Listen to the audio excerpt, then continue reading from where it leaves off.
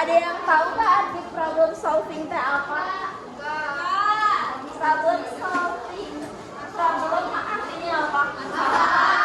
Solving. Penyelesaian tuh ya. Problem solving itu adalah penyelesaian masalah. Siapa di sini yang suka tiba-tiba marah? Tahu misalnya berantem sama teman tapi nggak tahu cara nyelesainnya itu kayak gimana? Atau kalian tuh marah-marah tapi kalian tuh nggak tahu marahnya itu apa? Ya. Atau berantem sama teman padahal sebenarnya itu masalahnya itu apa sih? Enggak, kalau misalnya kalian di posisi tersebut, kalian biasanya nyelesain masalahnya kayak gimana? Iya, teman. Sekarang kita bakal bahas untuk cara problem solving yang benar. Yang pertama itu ada identifikasi masalah. Ada yang bisa sebutin kayak itu maksudnya apa? Ya, identifikasi masalah itu adalah kita mencerna. Misalnya nih,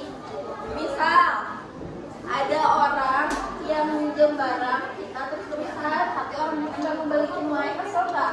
Kesel. Atau misalnya kita ambil barang terus tapi kalau bisa lagi dibalikin tuh misalnya kayak udah pulpen tapi pas udah dibalikin tuh telepon kayak gitu.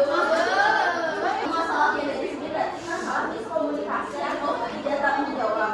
Nah kalian rinciin, oh berarti aku marah tuh karena teman aku udah balikin barang. Terus kalian ada analisis alternatif. Nah kalau misalnya kita udah nemu nih akar masalahnya, oh ternyata aku tuh kesel karena temen aku nggak bisa balikin barang. Berarti kita harus analisis alternatifnya kayak gimana. Alternatif itu kayak bagaimana cara kita menyikapinya.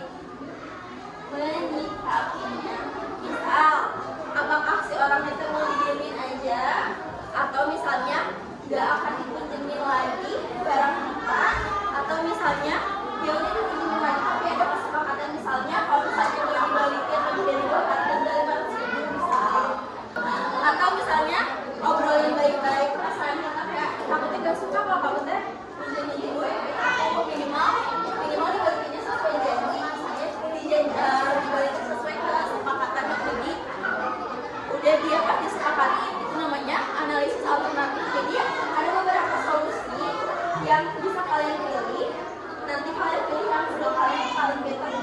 Apakah misalnya berjamin atau misalnya kayak diskusi atau misalnya kayak ada sanksi kalau misalnya kamu nggak balikin hari itu, nanti aku minta siren misalnya konsekuensi karena dia nggak bisa bertanggung jawab.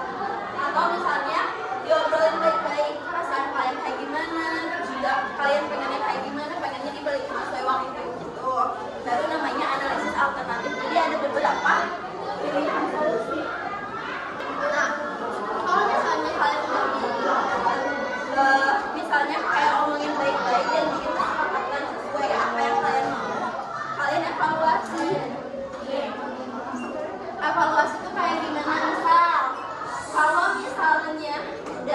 Kalau misalnya udah dipinjemin, udah sesuai kesepakatan, kalian evaluasi lagi bener gak ini balikinnya sesuai udah jatuh tempo kayak gitu ya, nggak kayak sesuai sama kesepakatan yang kalian pengen.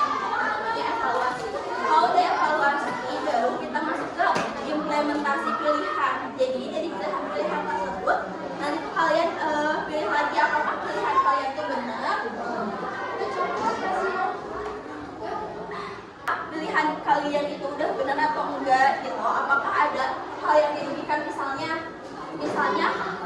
kalian tuh milih buat bicarain baik-baik tapi orangnya tuh kembaliin tapi udah nyata udah